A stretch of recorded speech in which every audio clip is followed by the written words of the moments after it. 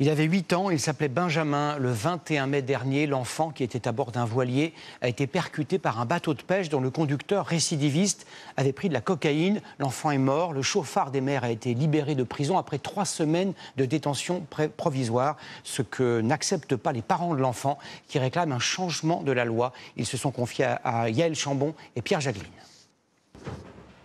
Aujourd'hui, leur fils Benjamin aurait eu 9 ans. Ses parents ont décidé de s'exprimer pour que ce drame ne se reproduise plus.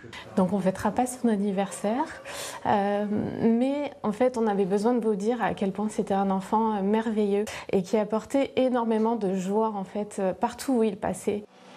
Il y a un mois, leur fils est percuté par un bateau de pêche en plein cours de voile.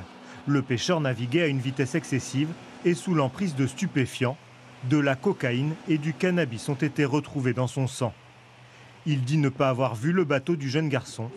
La semaine dernière, l'accusé a été remis en liberté dans l'attente du procès. Cet endroit doit être à 5 nœuds. Il était à plus de 15 nœuds. Donc ça signifie quoi sur la route? En ville, on est à 50 km/h. En fait, c'est comme s'il était à 150 km/h. Il savait que c'était une école. Et quand on passe devant une école, quand on voit qu'il y a une sortie scolaire, eh ben on ralentit. Et cette décision a été prise en effet de le libérer, une décision que nous respectons, mais que nous ne comprenons pas.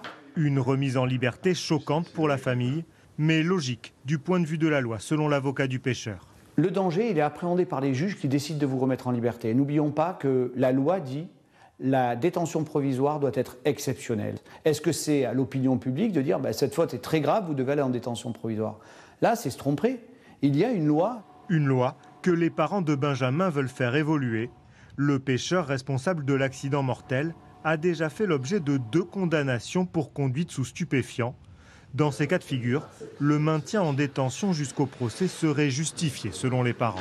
Aujourd'hui, on se dit, mais en fait, il faut combien de morts, il faut combien de transgressions des règles pour considérer qu'une personne est dangereuse. Notre fils mérite que nous fassions évoluer la loi. Il y aura une jurisprudence Benjamin. Le pêcheur encourt une peine maximale de 10 ans de réclusion. Le procès devrait avoir lieu l'année prochaine.